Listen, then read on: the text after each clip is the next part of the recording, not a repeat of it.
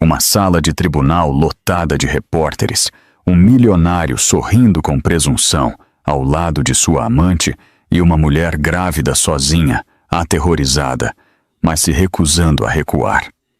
Ninguém esperava o que aconteceu em seguida. Na frente de todo o tribunal, a amante se atirou e chutou a mulher diretamente na barriga, enviando ondas de choque pela sala. O que eles não sabiam é que o juiz observando do banco não era um juiz qualquer.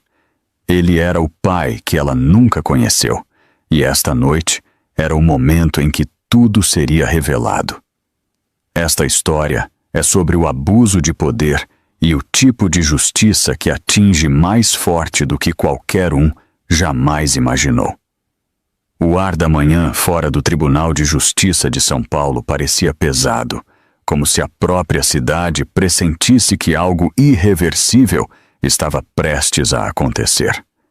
Repórteres se aglomeravam nas escadas, ajustando microfones e câmeras enquanto esperavam a chegada das pessoas no centro do escândalo. Defensoras dos direitos das mulheres estavam atrás das barricadas, segurando cartazes sobre justiça para as vítimas de abuso doméstico. No lado oposto, admiradores de Gustavo Dantas, o milionário da tecnologia, com uma imagem pública perfeitamente cuidada, se reuniam com cartazes declarando sua inocência. Entre os dois grupos, a tensão era tão palpável que podia ser sentida no ar. Helena Medeiros parou no pé da escada do tribunal. Ela tinha 29 anos e estava grávida de 7 meses, sua barriga redonda sob um vestido simples de maternidade azul claro. Suas mãos tremiam levemente enquanto ajustava o cardigã fino sobre os ombros. Ela nunca imaginou que seu casamento terminaria em um tribunal. Nunca imaginou que o pai de seu filho não nascido a traria para um lugar como este, mas o medo não a faria recuar. Ela respirou lentamente, colocou uma mão protetora sobre a barriga e começou a subir as escadas. Os obturadores das câmeras dispararam com ruído. Um repórter gritou seu nome perguntando como ela se sentia. Outro perguntou se os rumores de instabilidade emocional eram verdadeiros. Helena manteve o olhar baixo e caminhou o mais firmemente possível. Lembrou a si mesma que seu filho precisava dela forte. Seu filho precisava dela viva. Um SUV de luxo preto parou na calçada. A multidão se moveu imediatamente, gritando mais alto. Gustavo Dantas saiu primeiro. Seu terno parecia feito sob medida com perfeição, seu cabelo penteado, sua expressão relaxada. Ele tinha a confiança de um homem acostumado a dobrar o mundo à sua vontade. Ao seu lado, saindo elegantemente com um vestido branco justo, estava Bianca Alves.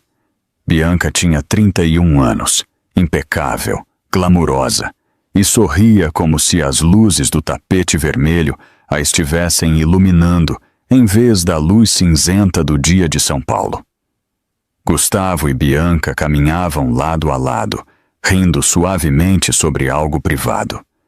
Eles pareciam um casal chegando a um evento de gala, em vez de uma audiência judicial. O contraste entre sua aparência polida e a postura ansiosa e vulnerável de Helena fez a multidão murmurar.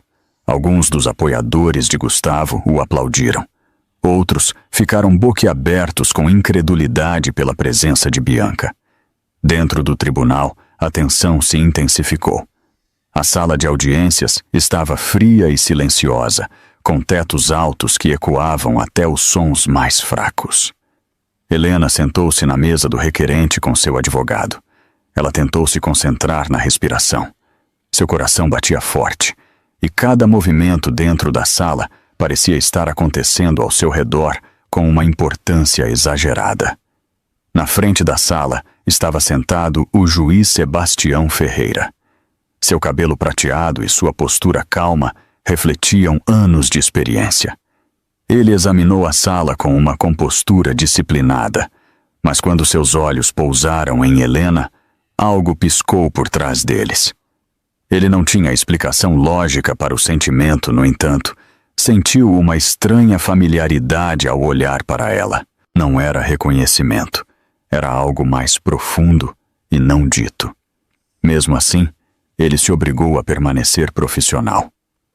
A audiência começou. O advogado de Helena se levantou e expôs seu pedido de proteção, pensão alimentícia e custódia primária. O argumento foi ponderado, baseado em padrões documentados de controle e abuso emocional. Helena manteve a mão sobre a barriga, sentindo seu bebê se mover sob sua pele, como se percebesse a tensão. O advogado de Gustavo se levantou com uma expressão de preocupação ensaiada.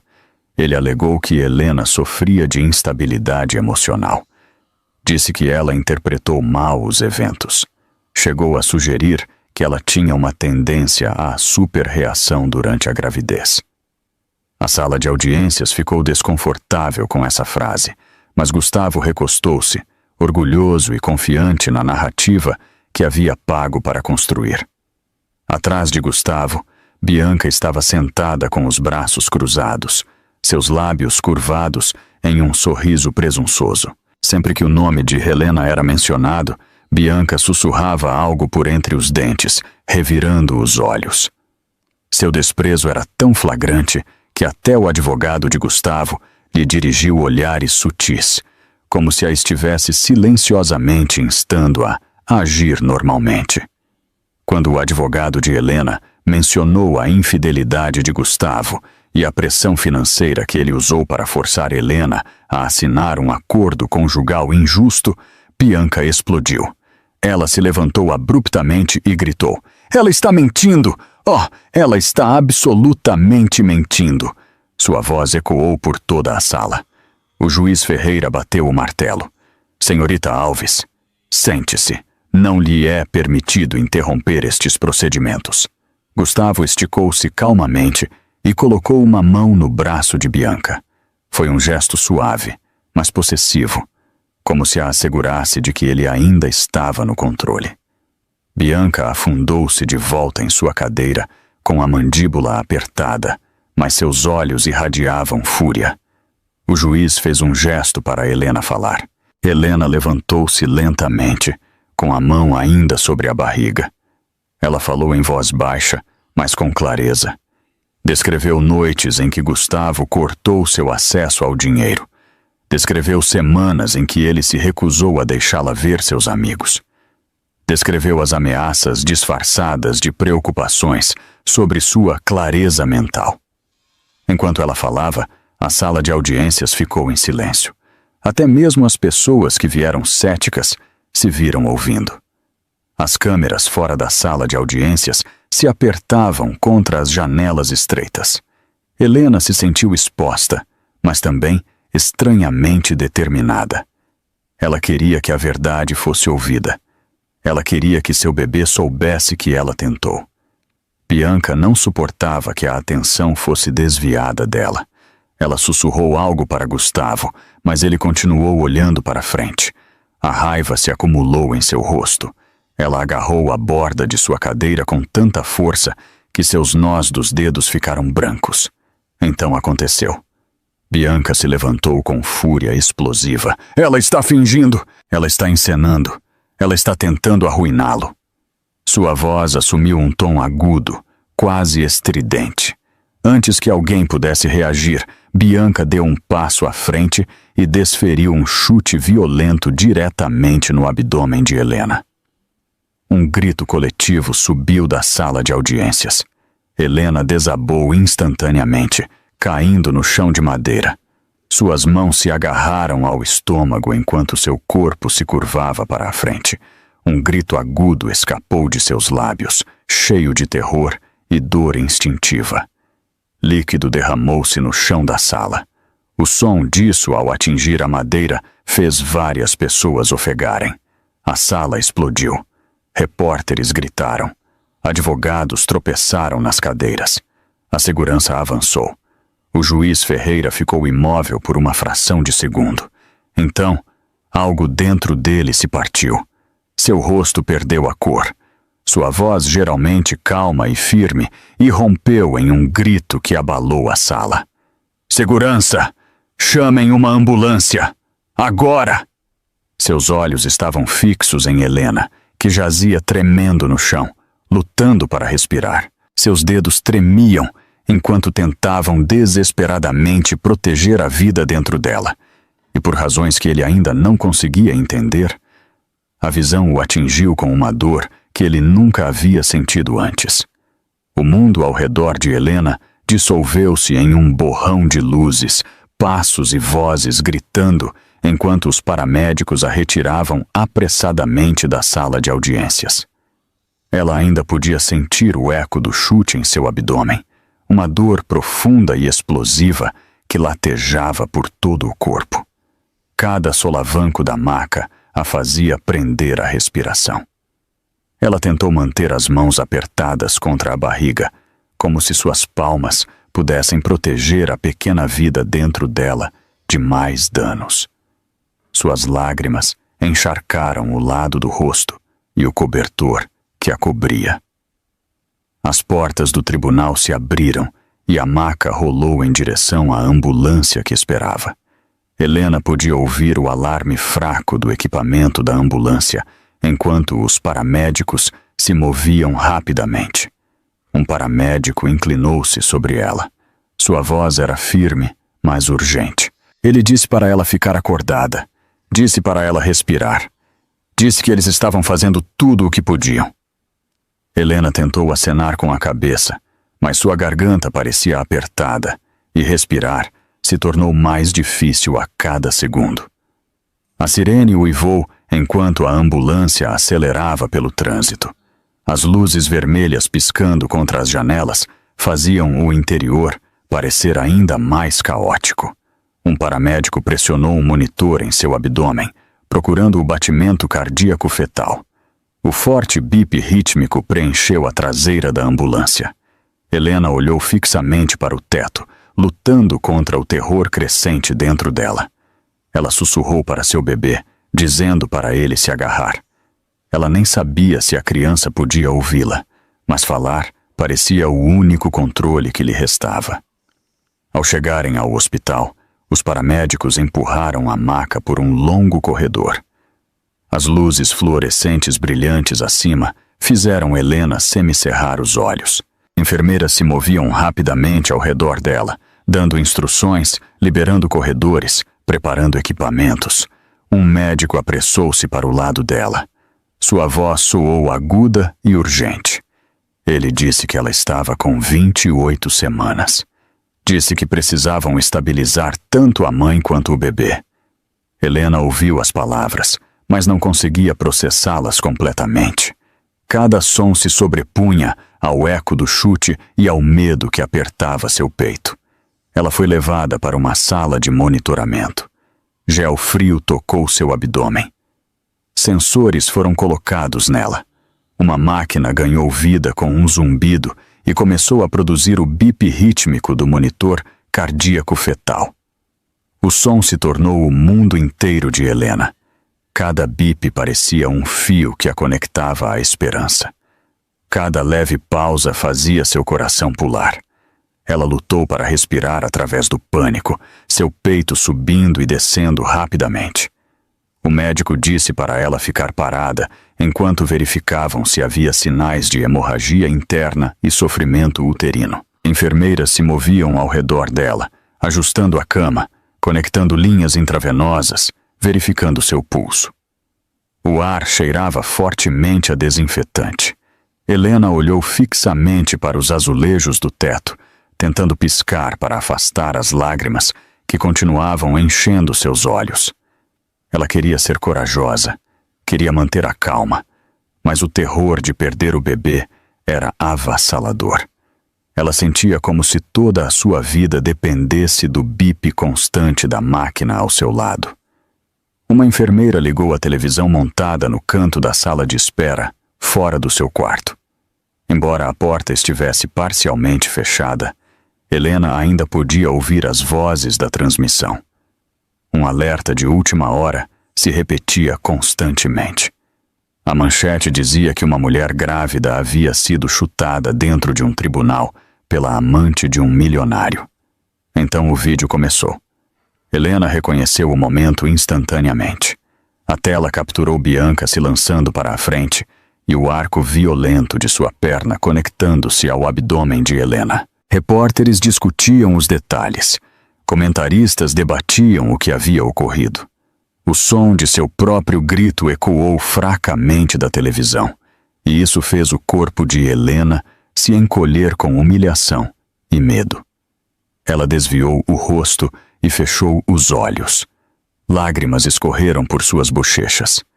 Seu bebê se moveu fracamente dentro dela, e ela se agarrou ao lado da cama, rezando em silêncio para que o movimento fosse um bom sinal. Ela se sentiu dolorosamente sozinha.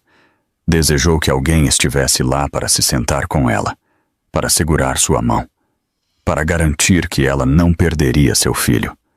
Mas o quarto parecia muito grande e muito vazio. O único som constante era o monitor fetal. Seu telefone vibrou na mesinha de cabeceira. A enfermeira entregou-o suavemente, pensando que poderia ser um familiar. Helena atendeu com mãos trêmulas. A voz de Gustavo preencheu o quarto. Estava fria, arrogante e perturbadoramente calma. Ele disse para ela não falar com a imprensa. Disse para ela não acusá-lo de abuso. Disse que se ela ousasse usar o incidente no tribunal, ele tiraria o bebê dela. Ele lembrou que tinha dinheiro e advogados. Lembrou que ela perderia se lutasse contra ele. Helena fechou os olhos, agarrando o telefone. Mal conseguia falar. Sentiu as palavras cortarem mais fundo do que a dor em seu abdômen. Quando ela desligou, sua mão tremeu tão violentamente que o telefone quase escorregou de suas mãos. Poucos minutos depois, outra mensagem apareceu. Esta, de Bianca. Continha apenas 5 palavras. Da próxima vez não falharei. Helena encarou o texto até que sua visão ficou embaçada. Seu estômago contraiu-se novamente com dor. Ela tentou respirar, mas seu peito parecia apertado. O quarto de repente parecia muito claro, muito barulhento, muito sufocante. Uma mão suave tocou a dela. Helena abriu os olhos e viu uma enfermeira mais velha parada ao lado da cama. A mulher se apresentou como Helena Campos. Sua voz era suave, mas firme. Ela disse a Helena que já tinha visto maridos como Gustavo Dantas antes. Disse para ela não assinar nada. Disse que os homens que usavam o poder para controlar suas esposas sempre escalavam quando se sentiam ameaçados. Helena ouviu a voz de Helena Campos e sentiu um pequeno fio de conforto puxá-la para fora do pânico. Foi a primeira compaixão que ela sentiu desde que desabou no chão do tribunal. A noite caiu sobre as janelas do hospital. As luzes do quarto foram diminuídas, mas Helena não conseguia dormir. Toda vez que ela fechava os olhos, via o pé de Bianca se aproximando dela. Toda vez que o monitor fetal bipava, ela sentia alívio. Cada mínima pausa fazia seu coração disparar. As sombras nas paredes se moviam com os movimentos das enfermeiras que passavam. O zumbido silencioso das máquinas preenchia o silêncio. Helena estava deitada no escuro, ouvindo o batimento cardíaco de seu bebê e rezando para que o ritmo não mudasse. Perto da meia-noite, seu telefone vibrou novamente. Ela quase o ignorou, temendo que fosse outra ameaça, mas quando abriu a mensagem, gelou. O e-mail não tinha nome nem assinatura.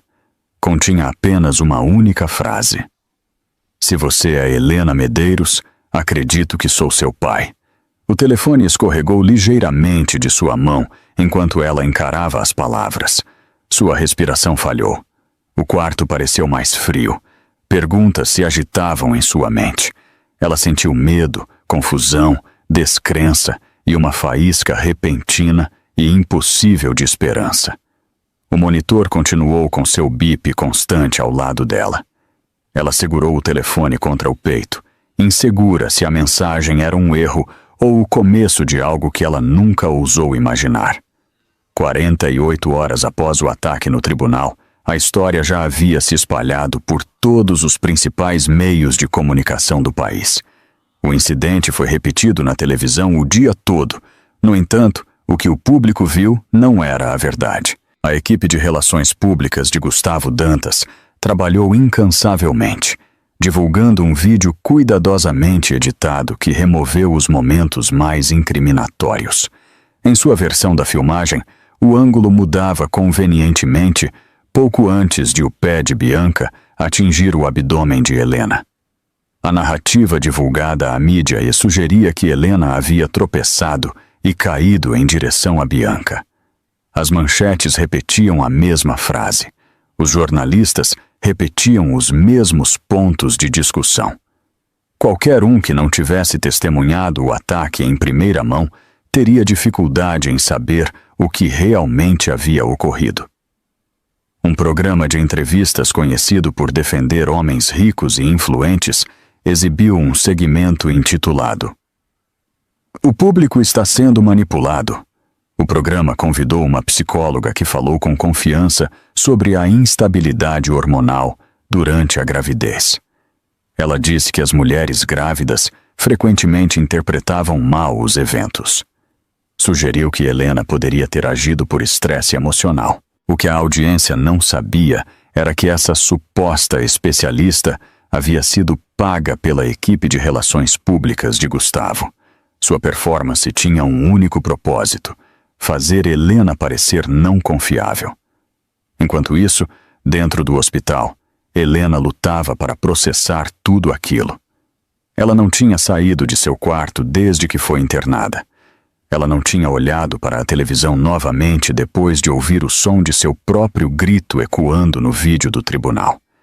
O monitor fetal ao lado dela continuava com seu bip constante, mas seu medo não havia diminuído. Toda vez que o bip desacelerava, ela prendia a respiração. Toda vez que o bebê se movia, ela sussurrava tranquilidades silenciosas. Seu advogado ainda não havia chegado e suas contas médicas cresciam. Ela sabia que não tinha dinheiro para uma luta legal prolongada. Esse pensamento a aterrorizava. Quando o advogado de Gustavo chegou com uma pilha de documentos, esse terror se aprofundou. O advogado falou com uma simpatia ensaiada. Explicou que Gustavo estava disposto a ser generoso. Ele ofereceu a Helena um acordo financeiro que exigia que ela ficasse em silêncio. Ela teria direitos de visita limitados quando o bebê nascesse. Ela não falaria publicamente sobre o ataque. Não acusaria Gustavo de abuso. Ela renunciaria à maioria de suas reivindicações conjugais. Foi apresentado como um salva-vidas, mas a intenção era clara. Eles queriam silenciá-la. Helena segurou os papéis nas mãos com dedos trêmulos. Ela se sentia pequena, encurralada e insegura. Ela não tinha um advogado para protegê-la. Ela não tinha economias grandes o suficiente para se opor aos recursos de Gustavo. A ameaça que ele havia feito por telefone, a ameaça de tirar seu bebê, ecoava implacavelmente em sua mente. Assinar os papéis parecia desistir de todo o seu futuro. Recusá-lo parecia entrar em uma guerra que ela não podia vencer. O advogado deixou o envelope em sua mesinha de cabeceira e saiu sem esperar por sua resposta. A porta se fechou silenciosamente atrás dele. Helena encarou o envelope grosso. Parecia ficar mais pesado quanto mais ela olhava para ele. Sua respiração ficou superficial. Enquanto ela estava sentada ali imóvel, a enfermeira Helena Campos entrou no quarto. Ela havia sido designada para Helena desde o momento em que chegou e observou a jovem lutar para se manter inteira. Helena Campos reconheceu a tensão nos ombros de Helena e o olhar distante em seus olhos. Ela se aproximou suavemente e perguntou se ela estava bem. Helena não disse nada, apenas olhou para o envelope. Helena Campos se aproximou, pegou-o e leu o cabeçalho com os olhos apertados.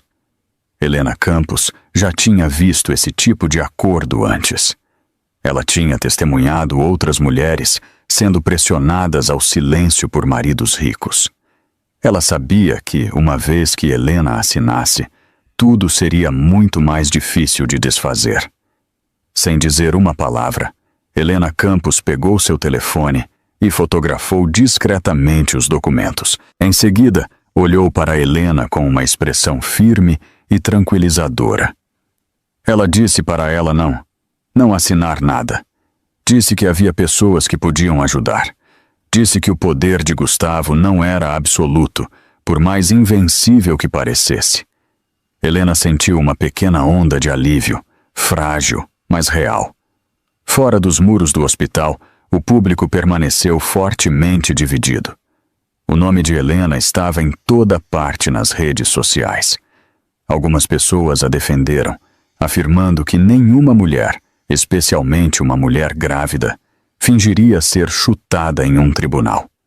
Outros zombaram dela, chamando-a de mentirosa, caçadora de drama ou caçadora de fortunas.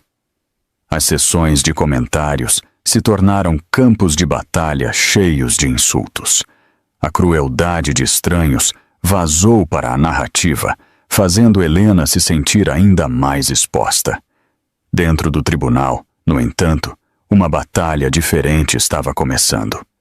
O juiz Sebastião Ferreira sentou-se em seus aposentos privados, com as persianas parcialmente fechadas.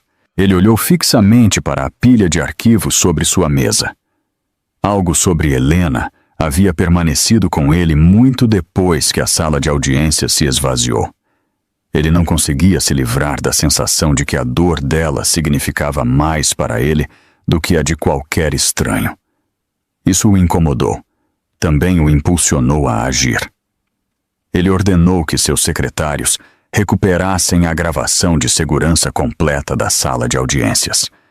Não os clipes editados que circulavam na mídia, mas a gravação original, sem cortes, registrada pela câmera de cima e pela câmera atrás do banco das testemunhas. Quando os arquivos foram entregues, Sebastião trancou a porta de seu escritório e reproduziu a gravação sozinho. O vídeo granulado mostrava tudo claramente. Helena parada, nervosa. Bianca olhando para ela com fúria. O momento em que Bianca avançou com a fúria gravada em seu rosto. O chute violento.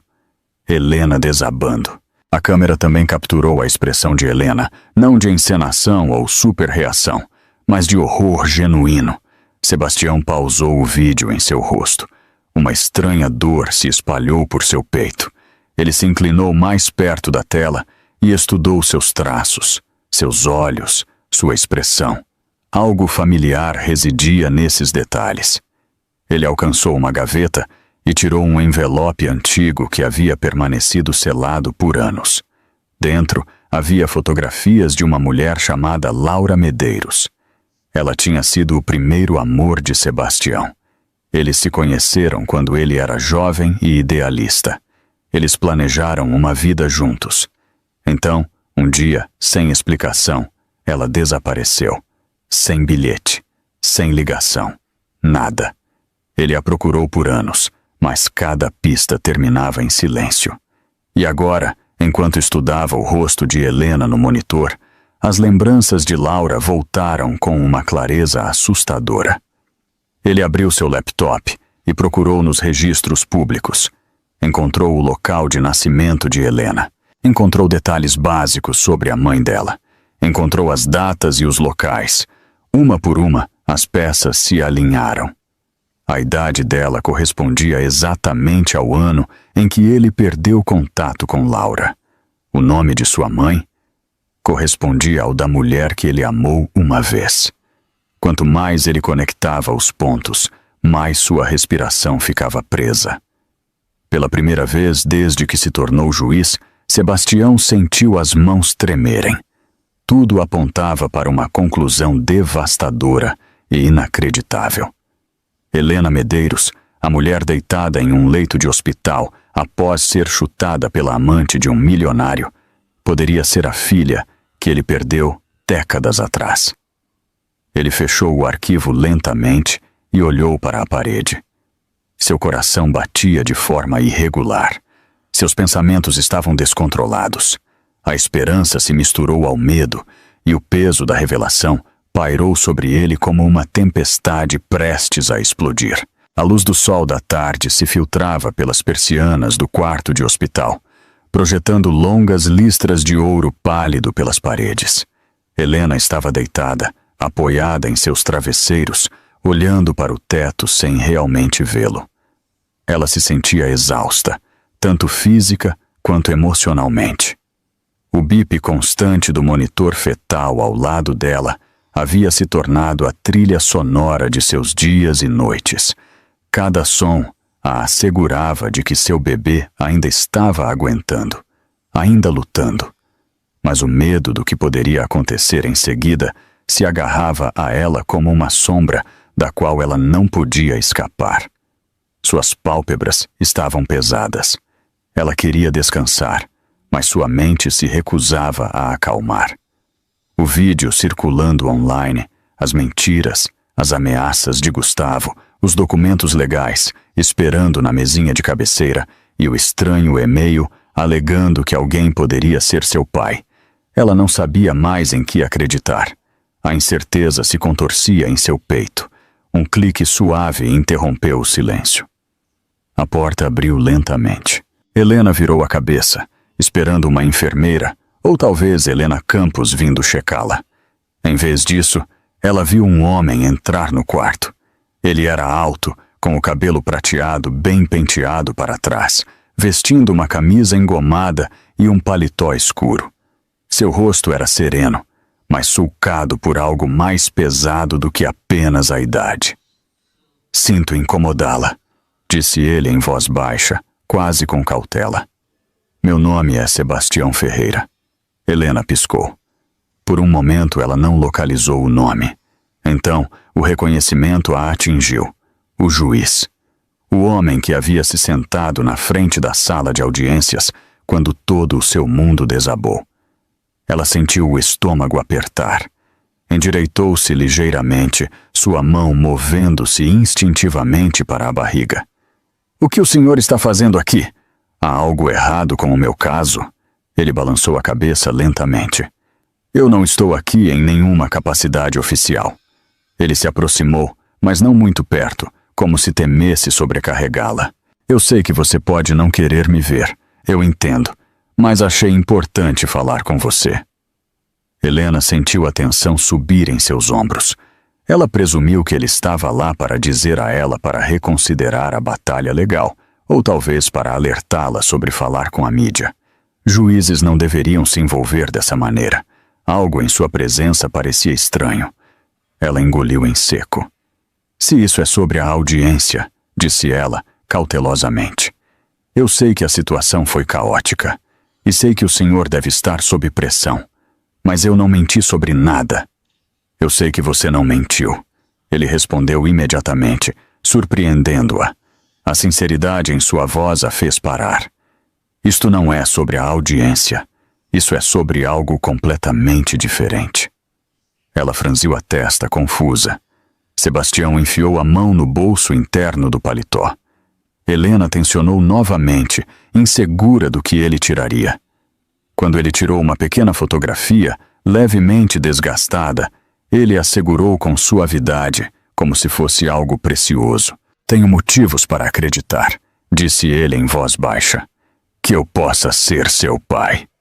Helena olhou para ele, atordoada. Por um momento sua mente ficou em branco.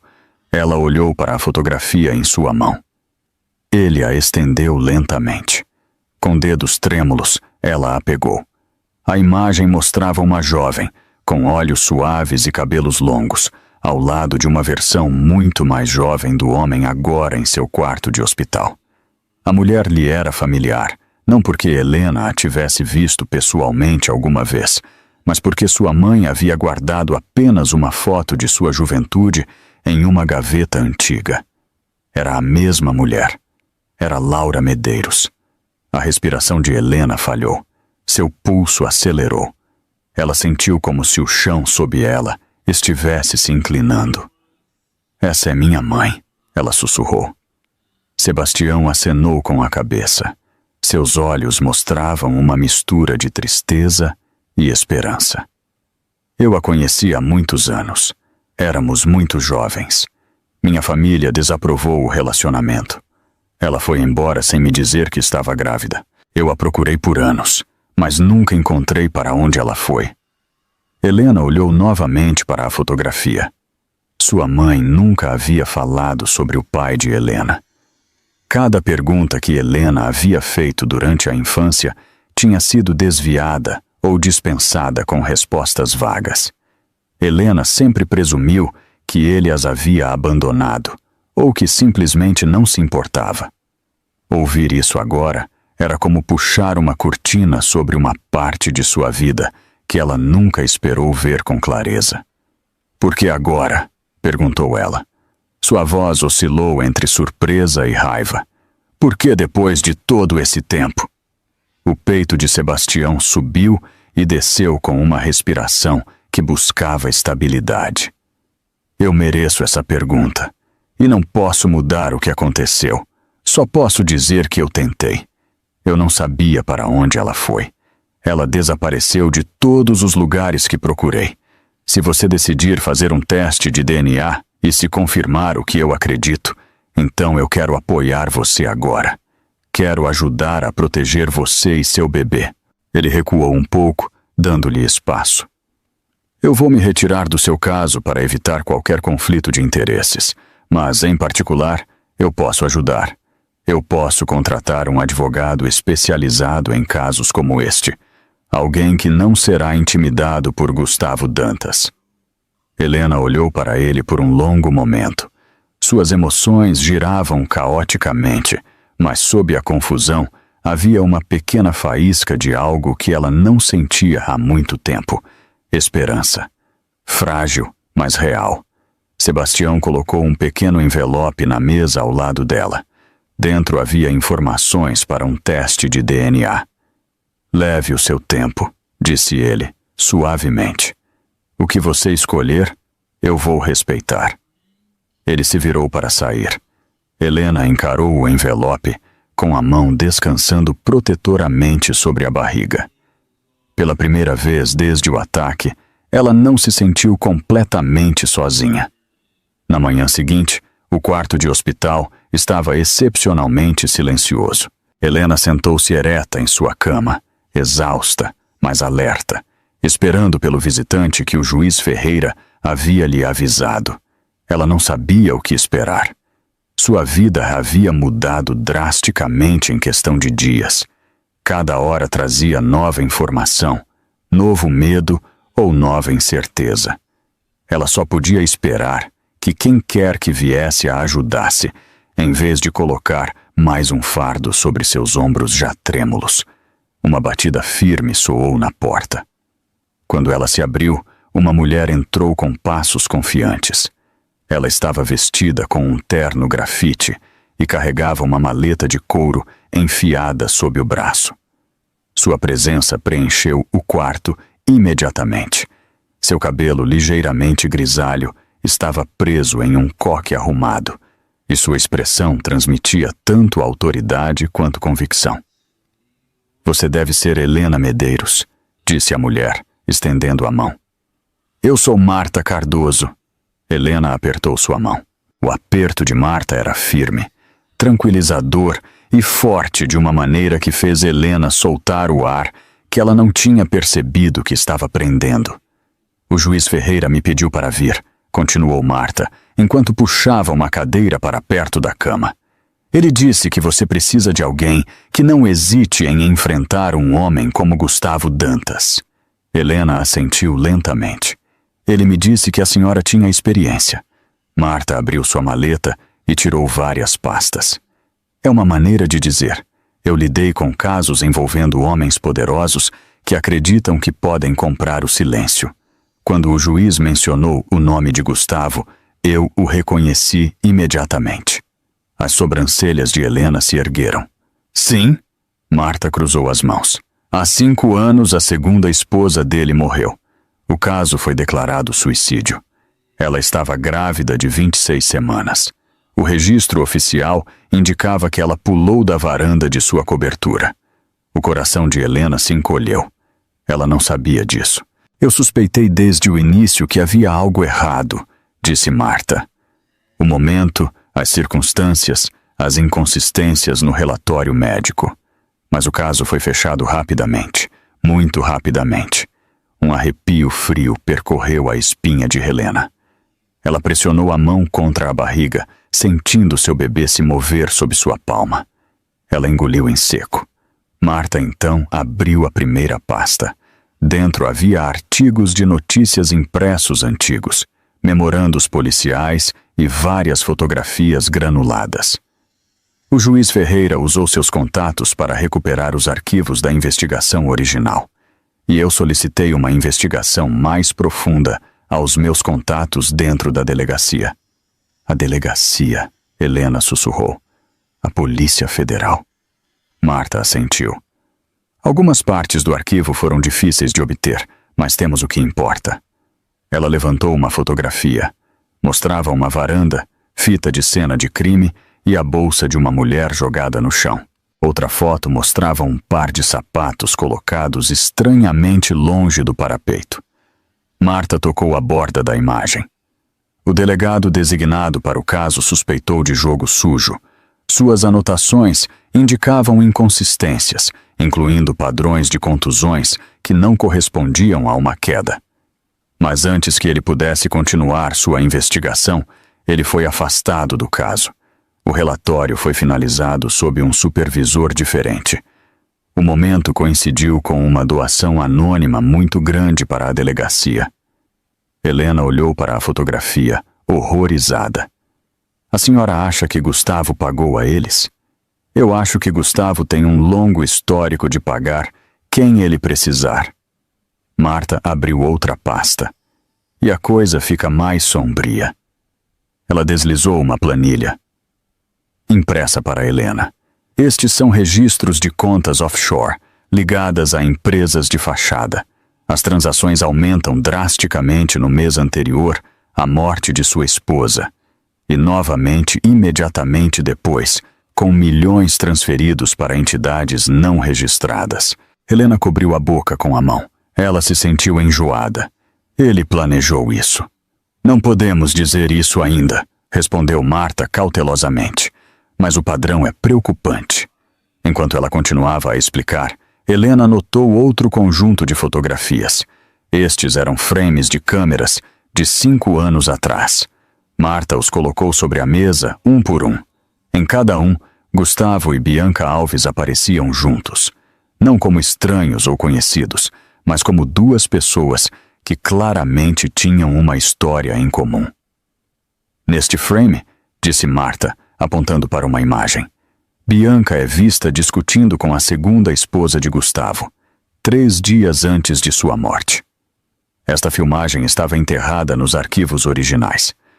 Se Bianca está na órbita de Gustavo há tanto tempo, então o relacionamento deles não começou recentemente. E se ela confrontou a esposa anterior, ela pode ter estado envolvida em muito mais do que sabemos. O ar pareceu engrossar ao redor de Helena. Ela sentiu como se cada respiração pesasse mais. Prendo tipo.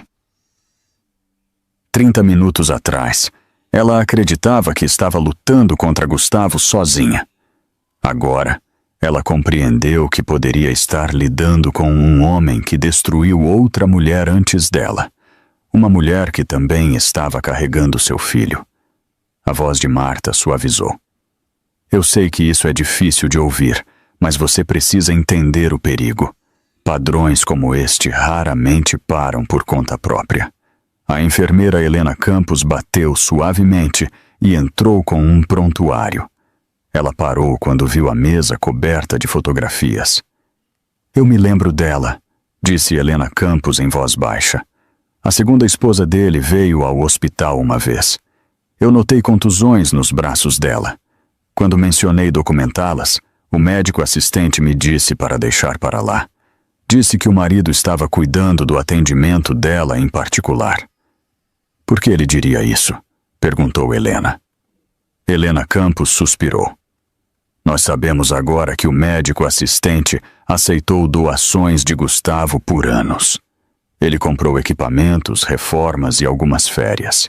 Em troca, ele dispensou qualquer coisa que pudesse fazer Gustavo parecer ruim. Marta assentiu. Coincide com tudo o que encontramos. Helena Campos continuou. Ela parecia assustada naquele dia. Tentei falar com ela, mas ela evitou o contato visual. Eu nunca mais a vi depois disso. Quando soube da morte dela, eu sabia que algo estava errado, mas ninguém pediu declarações das enfermeiras. Marta olhou para Helena. É por isso que precisamos formar uma equipe, uma discreta, uma cuidadosa. Ela os listou em uma ordem calma e precisa. Sebastião tem influência legal. Eu vou cuidar da litigância estratégica. Helena Campos servirá como nossa testemunha médica. E o delegado Miguel Rocha, que trabalhou no caso anterior antes de ser afastado, concordou em ajudar a reunir pistas antigas. Era esmagador. Era aterrorizante. Mas também era a primeira vez que Helena sentia o chão sob seus pés voltando. Se Gustavo orquestrou algo com sua segunda esposa, sussurrou Helena, então o ataque contra mim não foi impulsivo. Pode ser o começo do mesmo padrão. Marta assentiu solenemente. É por isso que devemos agir antes que ele o faça. Helena olhou fixamente para o painel que Marta havia montado em uma mesa rolante portátil. No centro havia uma foto de Gustavo, cercado por rostos de mulheres, arquivos de transações financeiras, mapas de suas propriedades e cronogramas de mortes e desaparecimentos. Fios vermelhos conectavam eventos ao longo dos anos. Parecia exatamente com algo de uma investigação criminal. Também era a primeira vez que Helena compreendia verdadeiramente a magnitude do perigo em que estava e a magnitude do que eles tinham que fazer em seguida. A tempestade que se seguiu à investigação emergente não intimidou Gustavo Dantas. Na verdade, o energizou. Ele já havia enfrentado o escrutínio público antes e sempre saiu mais forte. Desta vez, ele pretendia esmagar a narrativa antes que ela se firmasse. Dentro de 24 horas, após saber que Helena havia contratado representação legal, ele contatou uma das firmas de relações públicas mais caras do país. O escritório deles ocupava o último andar de uma torre de vidro, com vista para a cidade como se fosse um trono. Eles eram conhecidos por transformar escândalos em simpatia. Gustavo chegou com um ar de confiança que beirava a arrogância. Ele trouxe uma equipe de advogados, uma pasta de documentos cuidadosamente editados e instruções para a estratégia que queria implementar. Ele insistiu que o público estava sendo manipulado. Insistiu que Helena estava tentando extorquí-lo. Exigiu que a firma de relações públicas criasse uma história que destacasse suas realizações, suas obras de caridade e sua ascensão de berço humilde. Ele se apresentou como uma vítima de um complô malicioso. Em questão de horas, a firma lançou um vídeo polido intitulado A Verdade por Trás do Caos no Tribunal. O clipe retratava Gustavo como calmo e sereno. Apresentava-o como um marido solidário que tentou ajudar uma esposa em dificuldades. Insinuava que a instabilidade emocional de Helena havia causado o incidente no tribunal. Sugeria que Bianca apenas havia reagido por medo. Comentaristas em certas redes ecoaram essas alegações, repetindo a narrativa palavra por palavra. A máquina de relações públicas moveu-se com precisão, moldando a percepção em tempo real. A próxima fase do plano incluiu colocar Bianca na frente das câmeras. Ela apareceu em um popular programa de entrevistas, vestida com cores suaves, seu rosto assumindo uma expressão de frágil remorso. Ela secou os olhos com um lenço enquanto descrevia sua versão da história. Disse que estava com medo. Disse que se atirou primeiro. Disse que reagiu por instinto. Chegou a alegar que rezava pela segurança do bebê todas as noites. Sua performance foi emotiva o suficiente para convencer alguns telespectadores. Pessoas que não tinham visto a filmagem sem cortes começaram a questionar o que realmente havia acontecido no tribunal. O poder das mentiras polidas tornou-se dolorosamente claro. As pesquisas de opinião pública se inclinaram ligeiramente a favor de Gustavo. Os apoiadores de seu império tecnológico o defenderam ruidosamente. Chamaram-no de símbolo do sonho brasileiro. Disseram que homens como ele sempre eram alvos de cônjuges ciumentas. Acusaram Helena de caçar dinheiro. Por um curto período, Gustavo se sentiu vitorioso. Ele se deliciou vendo a maré mudar. Mas nem todos acreditaram nele. Nem todos estavam dispostos a aceitar a performance de Bianca. E um dos primeiros a se opor publicamente à narrativa foi Sebastião Ferreira.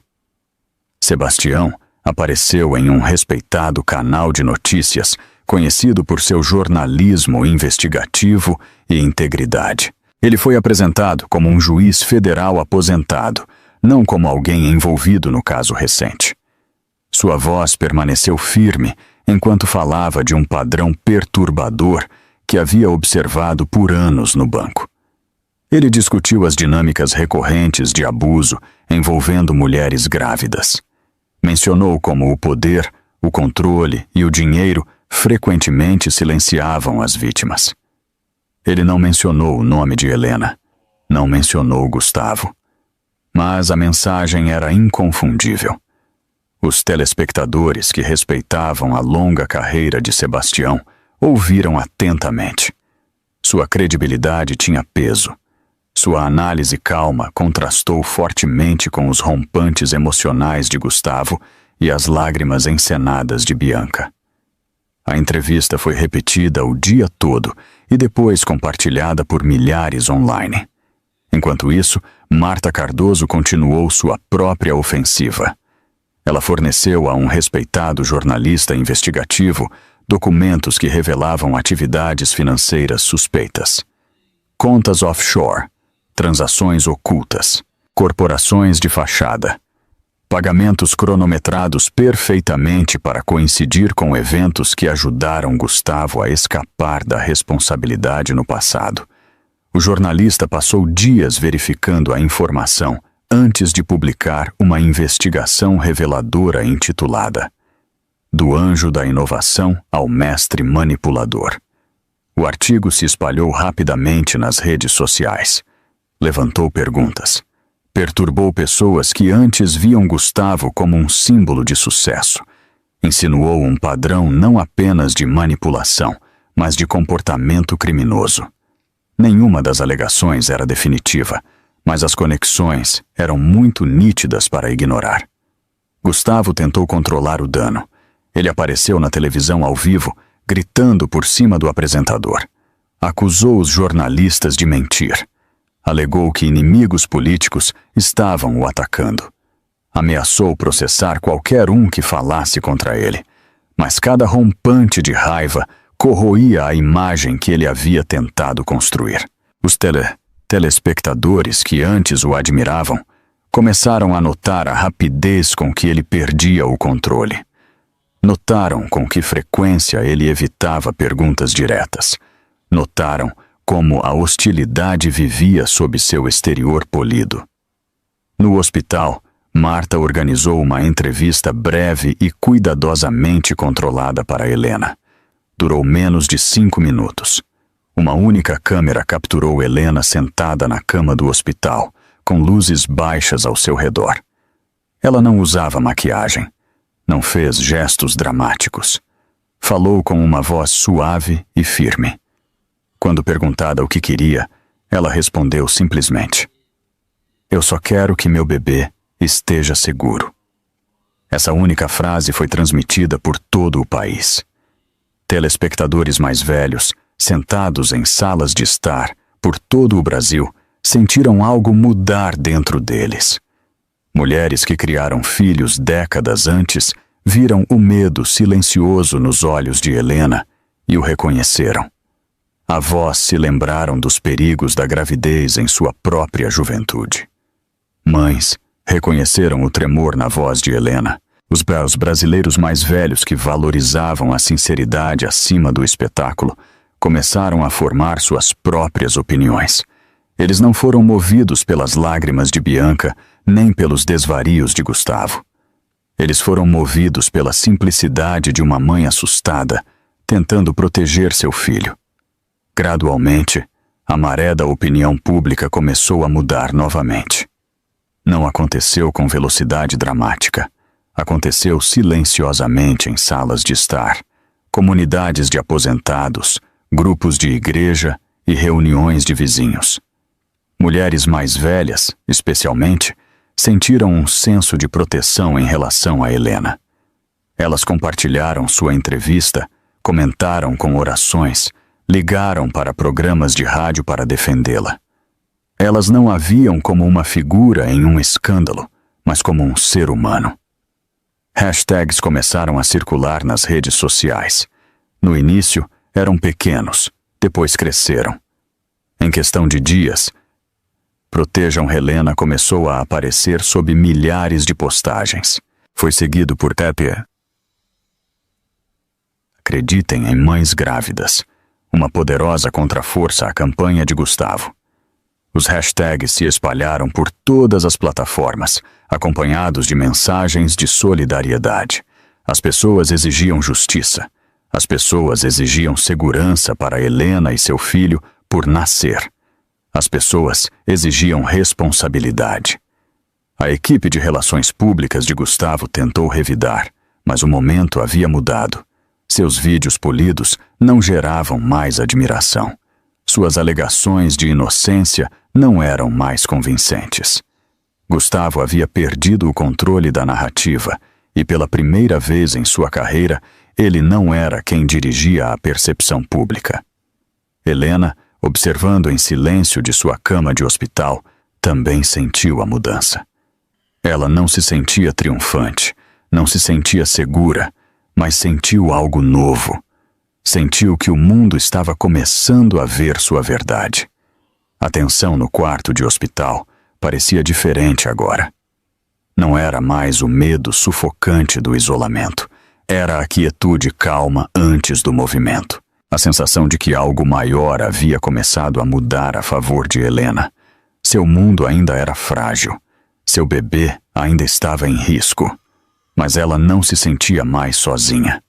Uma ajuda real estava se formando ao seu redor e tinha um peso muito maior do que qualquer coisa que Gustavo pudesse comprar. O juiz Sebastião Ferreira chegou no início da manhã, sua expressão solene, mas determinada. Ele se sentou ao lado da cama de Helena, segurando uma pasta nas mãos. Ele já havia tomado a decisão que mudaria tudo. Eu me retirei oficialmente do seu caso, disse ele, suavemente. É necessário. Não posso arriscar qualquer conflito de interesses, mas isso não significa que estou me afastando de você. Helena olhou para ele, sentindo uma estranha mistura de alívio e medo. Então, o que acontece agora?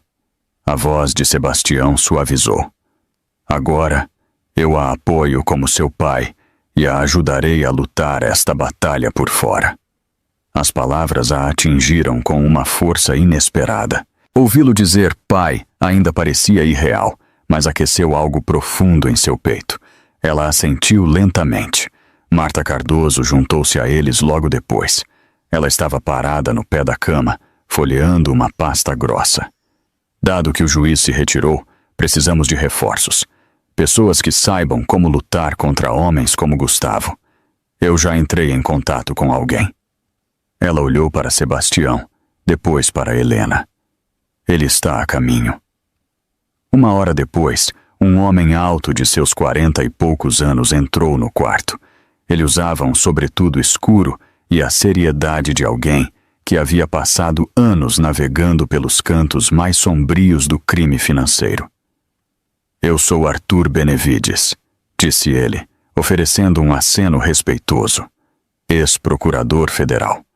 Passei 15 anos investigando o abuso financeiro entre os ricos. O juiz Ferreira e Marta me contaram o suficiente para saber que esta situação é maior do que violência doméstica. Ele colocou vários documentos na pequena mesa ao lado da cama de Helena. Gustavo Dantas não é simplesmente um abusador. Ele exibe um padrão. Essas transferências de dinheiro, essas contas offshore, essas mortes repentinas, isso é um sistema, uma estrutura construída de manipulação e acobertamento financeiro. Suas palavras gelaram Helena. Era aterrorizante ouvir suas piores suposições, confirmadas por um especialista federal. O delegado Miguel Rocha chegou em seguida. Ao entrar, ele carregava uma caixa grossa cheia de arquivos antigos. Ele havia sido o delegado que originalmente investigou a morte da segunda esposa de Gustavo antes de ser abruptamente afastado. Eu tenho contatos que nunca esqueceram aquele caso, disse ele ao grupo. Falei com eles ontem à noite. Eles estão com medo, mas estão dispostos a ajudar agora que Dantas está finalmente sob escrutínio. Ele abriu a caixa e começou a colocar objetos sobre a mesa. Este é o guarda de segurança do prédio que viu os hematomas. Este é o vizinho que ouviu os gritos. Esta é a colega de quarto que morou com a segunda esposa de Gustavo na universidade. Ela se lembra das mudanças de personalidade, do medo, das tentativas de deixá-lo. Ele pegou outra declaração. E este é um entregador. Há 5 anos, ele viu Gustavo enrolar a mão no pescoço dela na porta deles. Ele relatou. O relatório desapareceu no dia seguinte. Helena inalou bruscamente. Sentiu seu pulso acelerar a cada revelação. Ela sabia que Gustavo era perigoso. Ela sabia que ele machucava as pessoas. Mas ver uma rede de vozes apagadas, estendida sobre a mesa, a fez cambalear. Helena Campos entrou no quarto logo depois, segurando uma pasta própria. A administração do hospital liberou estes registros depois que o médico assistente foi destituído de seu cargo, disse ela em voz baixa. Vocês deveriam ver o que ele acobertou. Houve múltiplos relatórios de lesões na segunda esposa de Gustavo. Nosso sistema os sinalizou, mas o médico assistente os dispensou todas as vezes. Agora que ele foi demitido, temos acesso. Ela entregou a pasta a Marta, que a abriu cuidadosamente. Isso é valioso, disse Marta. Estes registros constroem a base médica para um caso maior. Então veio a maior surpresa da manhã. Um homem que Helena nunca tinha visto antes atravessou a porta. Ele parecia nervoso, olhando constantemente por cima do ombro. Este é David Ross, explicou o delegado Rocha, o ex-motorista pessoal de Gustavo. David esfregou as mãos. Eu deveria ter me apresentado anos atrás, disse ele, mas eu estava com medo. Achei que destruiria minha vida. Marta falou suavemente. O que você sabe, Sr. Ross? David olhou para o chão, recompondo-se. 5 anos atrás, na noite em que sua segunda esposa morreu, eu dirigi para Gustavo e Bianca para uma cabana fora da cidade. Eles ficaram lá até amanhã.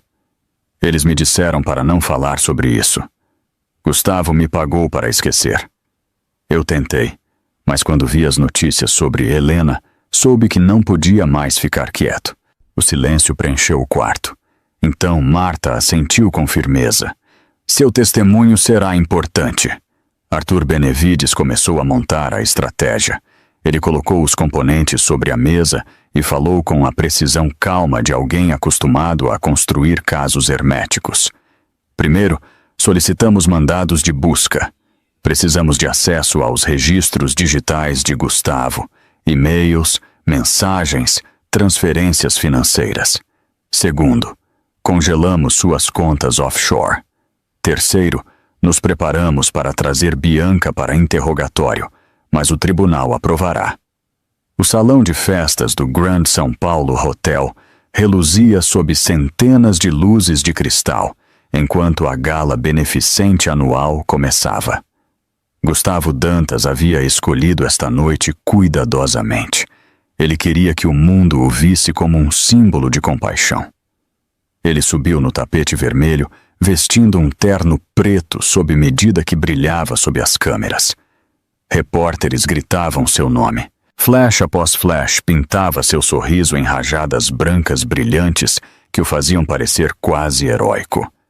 Ele levantou a mão em um aceno praticado, parecendo em todos os momentos o inovador filantrópico que o evento prometia celebrar.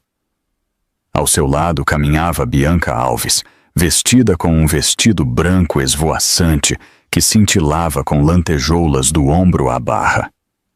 Ela segurava o braço de Gustavo com força, inclinando a cabeça para ele com uma expressão suave, que havia sido ensaiada por dias. Ela queria parecer gentil e incompreendida, uma mulher presa em uma situação infeliz. As câmeras capturavam cada ângulo dela. Ela derramou algumas lágrimas no momento certo, alegando que apenas desejava cura. Muitas pessoas na plateia a observavam com reações mistas, sem saber em que acreditar. Dentro do salão de festas, as decorações brilhavam com ouro e marfim. Um enorme banner digital mostrava o tema da noite: Empoderando mulheres em tempos de crise. Gustavo havia insistido nisso. Ele acreditava que nada limparia sua reputação mais rápido do que o anúncio de um fundo de caridade. Ele queria aplausos, queria admiração, queria perdão antes que alguém percebesse o que ele havia feito. Os convidados enchiam as mesas em trajes elegantes, murmurando sobre as manchetes, mas tentando permanecer corteses, sem saber onde a verdade residia. Marta Cardoso, Arthur Benevides, o delegado Rocha e Sebastião Ferreira entraram pela entrada VIP. Seus convites haviam sido arranjados estrategicamente para que pudessem se mover pela multidão sem levantar suspeitas. Marta usava um vestido azul marinho de corte modesto. Arthur e Rocha vestiam ternos escuros. Sebastião mantinha uma expressão calma, embora a tensão fervesse sob sua compostura serena. Eles não falavam muito enquanto caminhavam. Eles haviam se preparado para este momento com cuidado meticuloso. Fora do prédio, um veículo preto separado chegou a uma entrada lateral discreta. Helena estava sentada em uma cadeira de rodas, envolta em um casaco quente que cobria as bandagens médicas ao redor de seu abdômen. Uma enfermeira a empurrava suavemente para a frente, enquanto 2 seguranças caminhavam ao seu lado. Helena parecia pálida, mas determinada. Seu rosto não estava mais nublado pela impotência. Em vez disso, seus olhos tinham um propósito claro. Ela sabia que esta noite determinaria seu futuro e a segurança de seu bebê. Um pequeno grupo de funcionários a escoltou por um corredor tranquilo. Ela respirava lentamente para lidar com o desconforto em suas costelas e estômago. Cada movimento a lembrava do ataque violento que a havia levado até ali. No entanto, ela se recusou a recuar. Ela havia pedido para estar presente.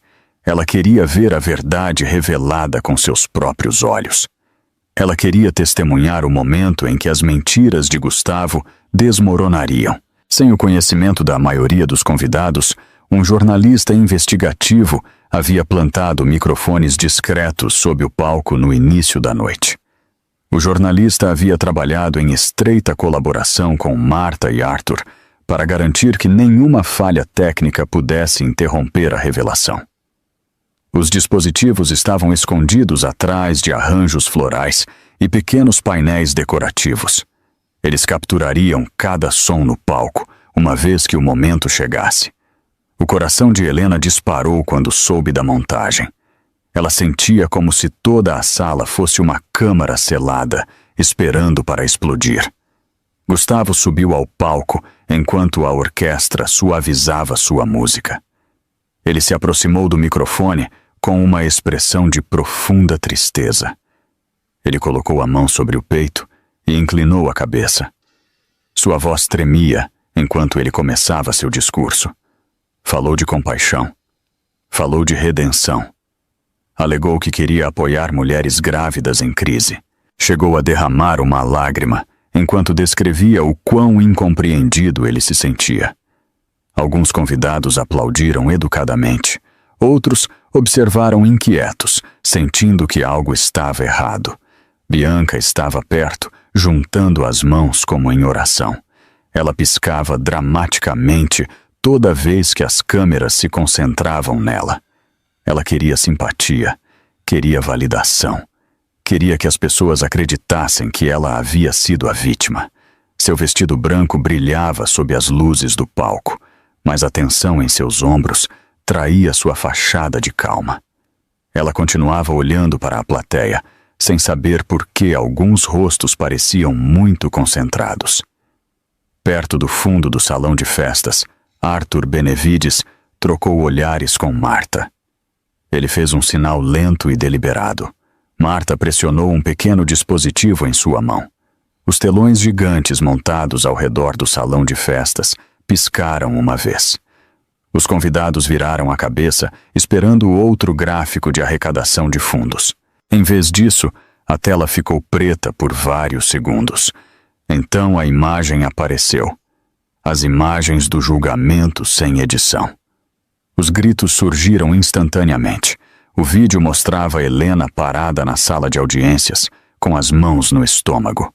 Bianca apareceu no canto do frame. Então o chute veio, abrupto e brutal. O som original preencheu o salão de festas. O grito de Helena ecoou pelos alto-falantes. O baque surdo do impacto vibrou sob os pés da plateia. Gustavo congelou. O rosto de Bianca ficou sem cor. A plateia observou em um silêncio horrorizado. Sem edições, sem distorções, sem desculpas. Era uma prova clara de violência. Uma onda de indignação percorreu a sala, enquanto as pessoas levavam as mãos à boca. Alguns começaram a gritar. Outros se afastaram de Gustavo e Bianca como se fossem tóxicos. Helena observava de sua cadeira de rodas, com a respiração trêmula. Outro clipe começou a tocar. Desta vez, mostrava registros financeiros, transações em paraísos fiscais e entrevistas com testemunhas. A voz de David Ross descreveu a noite em que ele levou Gustavo e Bianca para uma cabana, enquanto a esposa de Gustavo estava morrendo. O salão de festas explodiu em ruído. Os convidados gritaram com descrença. As pessoas se levantaram de seus assentos. Os telefones gravaram tudo. A verdade se espalhou mais rápido do que Gustavo pôde reagir. Gustavo avançou em direção aos controles do palco, gritando para alguém desligar a tela. Bianca tropeçou para trás, tremendo violentamente. Antes que qualquer um dos dois pudesse fugir, agentes federais irromperam pelas portas laterais. Os agentes se anunciaram com vozes claras e autoritárias. Eles se moveram com precisão praticada. Gustavo foi detido à vista das câmeras. Bianca tentou deslizar para o meio da multidão, mas 2 agentes a interceptaram rapidamente. O aplauso que se seguiu não foi de alegria, foi de fúria. Foi o som de uma justiça muito esperada. Helena sentiu lágrimas subirem, não de dor, mas de alívio. Sebastião se aproximou, colocando a mão sobre a dela. Os flashes das câmeras iluminaram seus rostos enquanto eles observavam Gustavo e Bianca serem levados. A verdade finalmente havia sido revelada. A noite da revelação havia marcado o começo do fim. O Tribunal Federal de São Paulo fervilhava com uma intensidade que podia ser sentida até da rua. Repórteres se aglomeravam na entrada, montando tripés e microfones enquanto helicópteros sobrevoavam. Pessoas se apertavam nas calçadas, esperando testemunhar a história. Dentro, os agentes de segurança se preparavam para um julgamento que abalaria todo o país. A queda de Gustavo Dantas, antes celebrado como um bilionário visionário, havia capturado a atenção da nação. Ele chegou algemado, cercado por delegados federais. Seu rosto mostrava as marcas de uma luta. Um hematoma inchava sob o olho esquerdo, e um corte ao longo de sua bochecha havia sido apressadamente enfaixado. Ele resistiu à prisão na noite da gala, e seus ferimentos refletiam tanto seu desespero quanto sua recusa em aceitar a derrota. Ele caminhava com uma postura rígida, tentando se agarrar à dignidade que lhe restava, mas as câmeras eram implacáveis, capturando sua queda com uma clareza implacável. Bianca Alves apareceu pouco depois. A mulher deslumbrante que antes posava com confiança nos tapetes vermelhos agora parecia quase irreconhecível. Seu cabelo caía liso sobre os ombros. Olheiras escuras sombreavam seus olhos. Ela mantinha os braços apertados contra o corpo, como se estivesse tentando se encolher. Ela olhou nervosamente para Gustavo, mas ele se recusou a encará-la. 2 dias antes, ela havia tentado negociar uma redução de acusações, culpando-o totalmente. Agora, ela estava presa entre o medo e a sobrevivência, tentando desesperadamente salvar a pouca esperança que lhe restava. Dentro da sala de audiências, o ex-procurador federal Arthur Benevides estava na frente, organizando documentos com mãos firmes. Ele usava um terno escuro que transmitia a autoridade de anos dedicados a buscar justiça. Quando o juiz entrou e anunciou o início dos procedimentos, Arthur deu um passo à frente. Ele falou com clareza e força, expondo o caso. Ele começou com o vídeo não editado do tribunal. As imagens apareceram no telão. Ofegos ecoaram pela sala, enquanto o chute violento de Bianca era reproduzido em câmera lenta. O som cru do grito de Helena preencheu a sala de audiências. Ninguém podia negar o que via. Ninguém podia explicar. Em seguida, vieram as provas financeiras. Arthur apresentou gráficos, planilhas e relatórios bancários que revelaram uma complexa rede de contas offshore. Ele explicou como milhões de reais foram movimentados em padrões suspeitos ao longo de vários anos. As transferências estavam ligadas a momentos-chave em torno da morte da segunda esposa de Gustavo. Os pontos se conectaram com uma precisão arrepiante. Então ele introduziu os registros hospitalares. A enfermeira Helena Campos os havia descoberto depois que o médico corrupto foi destituído. Arthur apresentou fotografias dos hematomas na segunda esposa, juntamente com depoimentos que mostravam como os relatórios foram suprimidos. A sala caiu em um silêncio pesado. Não era mais apenas uma história sobre um ataque. Era uma história de um padrão. Uma história. Um sistema projetado por Gustavo Dantas para manter o controle e eliminar qualquer um que o ameaçasse. Um por um, os depoentes subiram ao banco das testemunhas. David Ross, o ex-motorista, testemunhou primeiro. Sua voz tremeu ligeiramente ao descrever a noite em que levou Gustavo e Bianca para uma cabana isolada, enquanto a segunda esposa ficava sozinha na cobertura. Ele admitiu que lhe pagaram para ficar em silêncio. Seu medo era palpável, mas sua convicção era mais forte agora. Em seguida, veio o guarda de segurança do prédio. Ele falou sobre os hematomas que viu, mas que lhe disseram para ignorar. A amiga e ex-colega de quarto da segunda esposa testemunhou em seguida. Ela relatou os colapsos emocionais, o medo e as ameaças que a mulher havia lhe confiado. O entregador que havia testemunhado Gustavo estrangulando sua esposa seguiu. Seu testemunho levou vários membros do júri às lágrimas. Finalmente, a enfermeira Helena Campos caminhou firmemente até o banco. Sua voz calma carregava o peso da verdade. Ela descreveu o dia em que examinou a segunda esposa. Explicou como queria documentar as lesões, mas foi bloqueada pelo médico assistente. Ela admitiu que guardou essa memória por anos, incapaz de esquecer o desespero nos olhos da paciente. As câmeras capturaram a expressão solene dos jurados enquanto eles ouviam. Ficou claro que todas as peças se encaixavam. Horas após o início dos procedimentos, o delegado abriu a porta lateral. Helena entrou na sala de audiências, em sua cadeira de rodas, empurrada suavemente por uma enfermeira.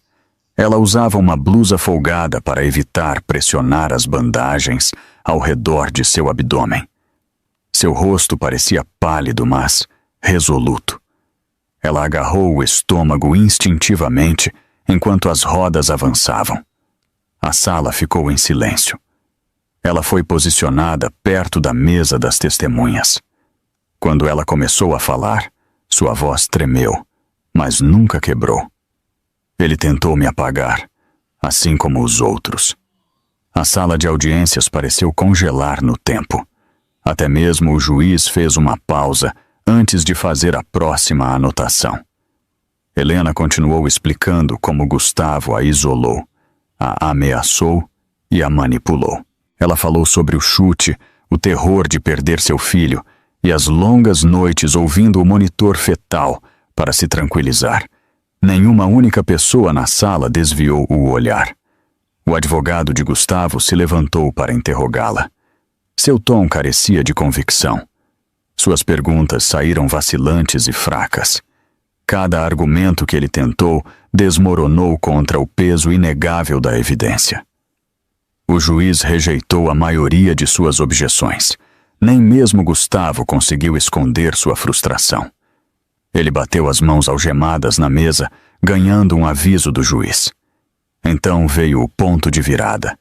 Bianca desabou em lágrimas na mesa da defesa. Ela implorou para falar. O juiz permitiu, apenas após repetidos pedidos. Ela se levantou tremendo e admitiu que Gustavo frequentemente a havia menosprezado e controlado. Ela disse que ele via mulheres grávidas como fardos. Ela repetiu as palavras arrepiantes que ele disse uma vez. Ela está grávida. Ela é apenas um peso. Eu cuido disso. Sua confissão atingiu a sala de audiências como um golpe. Ofegos irromperam. O rosto de Gustavo se contorceu de raiva. Ele gritou que ela estava mentindo, mas os guardas o forçaram a voltar para sua cadeira. O juiz pediu ordem. Quando o silêncio finalmente retornou, ele proferiu o veredicto. Gustavo Dantas foi sentenciado a 45 anos de prisão federal. Bianca Alves recebeu 18 anos por seu papel como cúmplice. A sala explodiu em uma liberação emocional. Helena cobriu o rosto com as mãos e soluçou. O peso de meses de medo e dor derramou-se dela. Sebastião Ferreira moveu-se rapidamente para o lado dela. Ele se ajoelhou ao lado de sua cadeira de rodas, segurando a mão dela entre as suas. Sua testa tremeu enquanto ele tentava falar, mas a emoção o superou.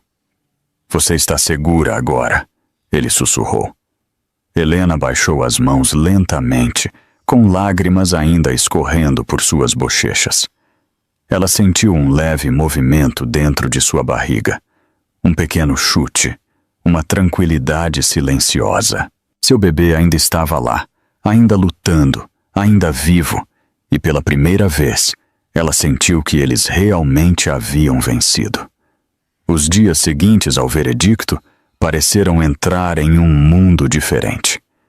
O medo que antes se agarrava a cada respiração de Helena se soltou lentamente. Seus médicos lhe disseram que seus sinais vitais haviam se estabilizado. Os hematomas ao redor de suas costelas começaram a desaparecer. A tensão que havia se enrolado em torno de sua barriga pareceu suavizar-se pouco a pouco. Ela se agarrou à esperança com mãos cautelosas. Toda manhã, ela ouvia o som suave do batimento cardíaco de seu bebê no monitor e deixava que acalmasse seu espírito. 3 semanas depois, em uma tranquila manhã de domingo, sua filha chegou. A sala de parto brilhava com luzes quentes e as enfermeiras falavam suavemente enquanto trabalhavam. Helena se agarrou aos lados da cama, com lágrimas escorrendo por suas bochechas, enquanto superava os momentos finais do parto. Quando o choro da recém-nascida preencheu o quarto, Helena sentiu uma onda de gratidão tão profunda que a deixou tremendo. A enfermeira colocou a pequena menina em seus braços, embrulhada em um cobertor macio de hospital. Helena olhou fixamente para o rosto de sua filha e sussurrou seu nome. Sofia. Os pequenos dedos de Sofia se curvaram em torno do polegar de Helena, como se reivindicassem seu lugar no mundo. Helena encostou os lábios na testa da bebê, deixando o calor de seu pequeno corpo assentar em seu coração. Pela primeira vez desde o ataque, ela se sentiu completa novamente. A porta se abriu silenciosamente e Sebastião entrou no quarto. Ele se moveu lentamente, como se tivesse medo de perturbar o momento. Helena olhou para ele com olhos cansados e sorriu. Gostaria de segurá-la? Sebastião ficou imóvel, sobrecarregado. Seus olhos brilharam. Ele assentiu em silêncio e estendeu suas mãos trêmulas. Helena colocou Sofia suavemente em seus braços. A respiração de Sebastião falhou. Ele olhou fixamente para a pequena menina, como se fosse um milagre que ele nunca esperou receber. Lágrimas escorreram por seu rosto, enquanto ele sussurrava uma saudação à sua neta. Ele riu suavemente, incapaz de conter sua emoção. Helena o observou e sentiu algo dentro dela se reparando. Mais tarde naquela tarde, Marta, Arthur, Rocha e Helena Campos chegaram juntos. Eles trouxeram flores e pequenos presentes, mas o que mais importava era o calor em suas vozes. Eles se reuniram ao redor da cama, sorrindo com orgulho genuíno. Olhe para ela, disse Marta suavemente. Uma pequena lutadora perfeita. Arthur assentiu. Você mudou tudo, Helena. Você deu voz a cada vítima. Você forçou o sistema a ouvir. Rocha se inclinou para a frente, sorrindo calorosamente. Ela vai crescer forte, assim como a mãe dela. Helena Campos passou a mão sobre o cobertor. Mal posso esperar para lhe contar um dia o quão corajosa você foi. Você salvou a vida dela antes que ela desse o primeiro suspiro. Helena os ouviu com lágrimas nos olhos. Ela apertou as mãos deles, grata por cada um. Eles não apenas a defenderam, eles salvaram a ela e a sua filha. Nos dias seguintes, a notícia continuou a se espalhar por todo o país. Artigos apareceram em publicações importantes, descrevendo os crimes de Gustavo Dantas e a evidência que o havia derrubado. Repórteres entrevistaram ex-funcionários, analistas financeiros e especialistas legais. A história da revelação da gala tornou-se um símbolo de responsabilidade. O fundo de caridade que Gustavo havia falsamente promovido, agora estava sob a gestão de organizações legítimas dedicadas a mulheres que fugiam de lares abusivos. Doações chegavam em torrentes de pessoas movidas pela coragem de Helena. Quando Helena recebeu alta, Sebastião a levou para um pequeno apartamento que ele havia reformado discretamente. Não era extravagante, mas estava cheio de luz e cores suaves. Pintura nova cobria as paredes. Um berço ficava perto da janela, decorado com um móbile simples de pequenas estrelas de madeira. Cortinas novas esvoaçavam suavemente com a brisa da primavera. Helena entrou com Sofia em seus braços e sentiu uma onda de emoção. Ela nunca esperou ter um lugar que parecesse seguro, mas agora ela tinha. Sebastião a ajudou a acomodar Sofia no berço. Em seguida, ele se dirigiu a uma pequena prateleira na parede. Ele colocou uma fotografia emoldurada de Laura Medeiros, tirada muitos anos antes. Ao lado, ele colocou outra moldura. Continha a única foto que Helena tinha de sua infância, uma pequena foto dela com sua mãe. E ao lado dessas duas, ele adicionou a moldura mais nova, com uma foto de Sofia, tirada apenas horas após o nascimento. 3 gerações lado a lado. Helena observou em silêncio enquanto Sebastião ajustava as molduras, até que estivessem perfeitamente alinhadas. Ela levou a mão ao coração, sentindo a profundidade do momento. Algo dentro dela se sentiu completo. Ela começou a fazer caminhadas curtas pela vizinhança quando recuperou suas forças. Ela empurrava o carrinho de Sofia sob a luz suave do sol da manhã. O céu sempre parecia mais suave durante aquelas primeiras horas. O mundo parecia calmo, quase sagrado. Helena inalou o ar fresco, sentindo seu corpo recuperar sua estabilidade. As pessoas que passavam na calçada às vezes a reconheciam das notícias, mas se aproximavam dela gentilmente. Alguns ofereciam parabéns discretos. Outros simplesmente sorriam.